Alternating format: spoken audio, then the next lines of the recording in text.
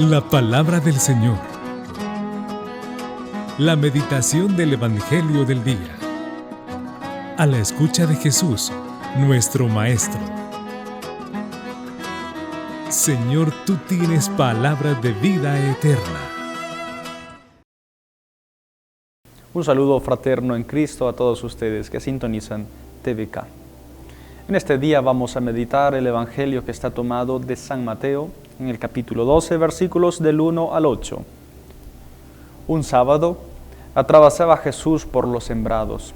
Los discípulos que iban con él tenían hambre y se pusieron a arrancar espigas y a comerse los granos.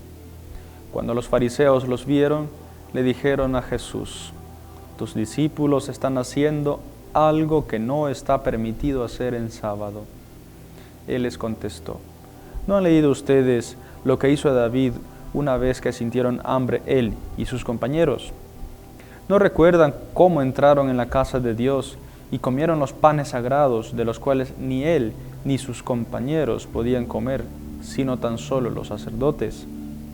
Tampoco han leído en la ley que los sacerdotes violan el sábado porque ofician en el templo y no por eso cometen pecado. Pues yo les digo que aquí hay alguien más grande que el templo.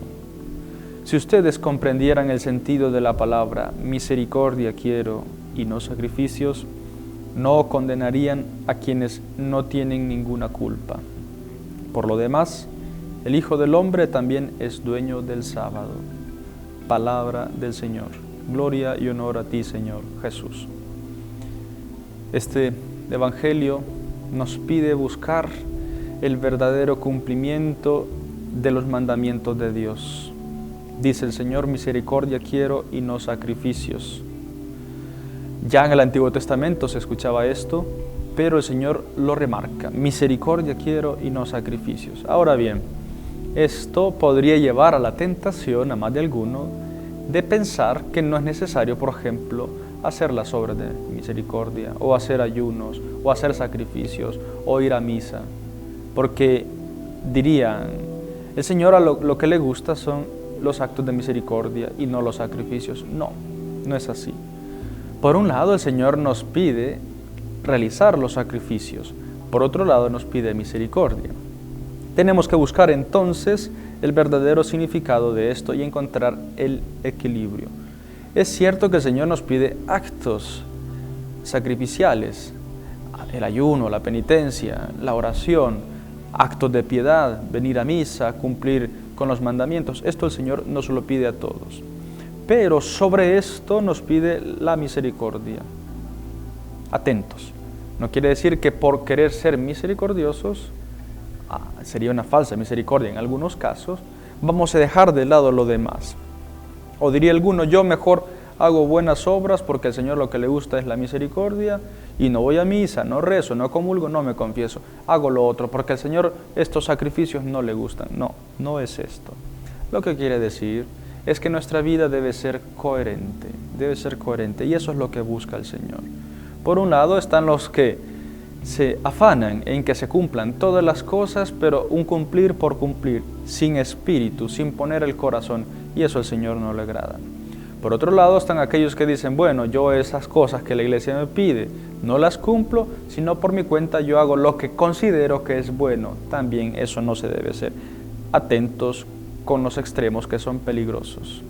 Lo que tenemos que buscar es ese verdadero equilibrio, la ortodoxia, lo correcto, lo que le agrada al Señor. Es decir, cumplir todo lo que Él nos pide, cumplir los sacrificios definitivamente, pero sin dejar de lado la misericordia.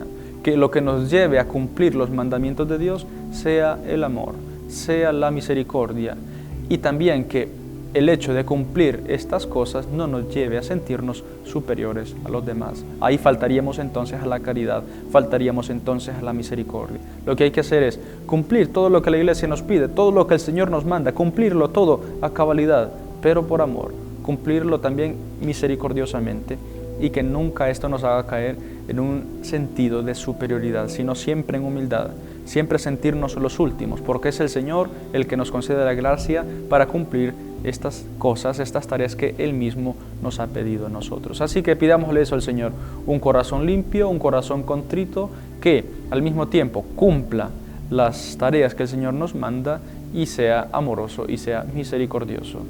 Que así sea. La palabra del Señor. La meditación del Evangelio del día. A la escucha de Jesús, nuestro Maestro. Señor, tú tienes palabra de vida eterna.